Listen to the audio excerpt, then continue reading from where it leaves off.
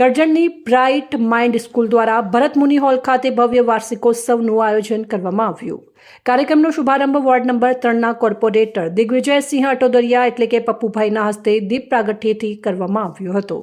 કાર્યક્રમમાં નાના બાળકો દ્વારા ભક્તિ ગીતો અને હિન્દી ગીતો પર રંગબેરંગી નૃત્ય રજૂ કરવામાં આવ્યા, જેને જોઈને ઉપસ્થિત મહેમાનો મંત્રમુગ્ધ થઈ ગયા હતા. બાળકોની નિર્દોષતા અને ઉત્સાહે સમગ્ર હોલ તાળીઓના ગડગડાટથી ગુંજી ઉઠ્યો હતો. આ વાર્ષિકોત્સવ માત્ર મનોરંજન પૂરતો મર્યાદિત ન હતો, પરંતુ બાળકોના આત્મવિશ્વાસ અને પ્રતિભા વિકાસ માટે એક મહત્વપૂર્ણ મંચ સાબિત થયો. શાળાના સંચાલકો અને શિક્ષકો દ્વારા કરવામાં આવેલ સુચારું આયોજન કાર્યક્રમની સફળતાનું મુખ્ય કારણ બન્યું. કરજણ બ્રાઇટ માઇન્ડ સ્કૂલનો આ વાર્ષિકોત્સવ સંસ્કાર અને કળાનો સુંદર સંગમ બની રહ્યો હતો. બ્રાઇટ માઇન્ડ પ્રી સ્કૂલ કે જે કરજણમાં છેલ્લા 11 વર્ષથી કાર્યરત છે અને બાળકોના એજ્યુકેશનમાં અને એક્ટિવિટીમાં એમને ઘણું ફળ આપ્યું છે.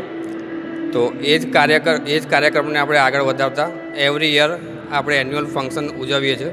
તો આજે 11મા એન્યુઅલ ડે ફંક્શનની ઉજવણી માટે અમે કરજણના કોર્પોરેટર શ્રી દિગ્વિજયસિંહ અટોદરિયાના વરદ હસ્તે દીપ પ્રાગટ્ય કરાવીને આપણા કાર્યક્રમની શુભ શરૂઆત કરેલ છે.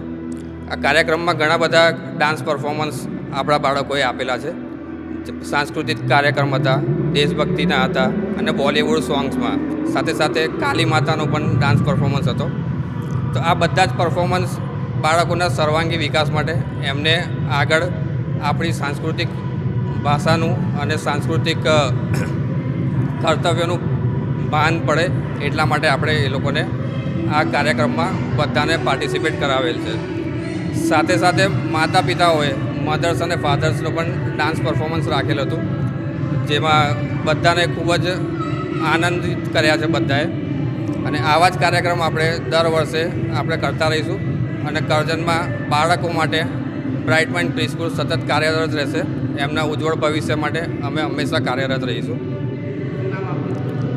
હેમંતસિંહ સોલંકી આ જે સંસ્થા જે છે એ મેડમ અમિતા રણાએ સ્ટાર્ટ કરી હતી. તો એમના પછી હું અત્યારે એમના જે સારું કામ છે કરજણમાં બાળકોને એક્ટિવિટી ક્ષેત્રે આગળ લાવવાનું, એ એમના પછી હું અત્યારે એ કાર્યને આગળ ધપાવું છું અને એમના આશીર્વાદથી જ આ સ્કૂલ આજે અત્યારે 11 વર્ષ પૂર્ણ કરી ચૂકી છે. રિપોર્ટ પ્રવીણ વસાવા, સંબંધ ભારત ન્યૂઝ, કરજણ, વડોદરા.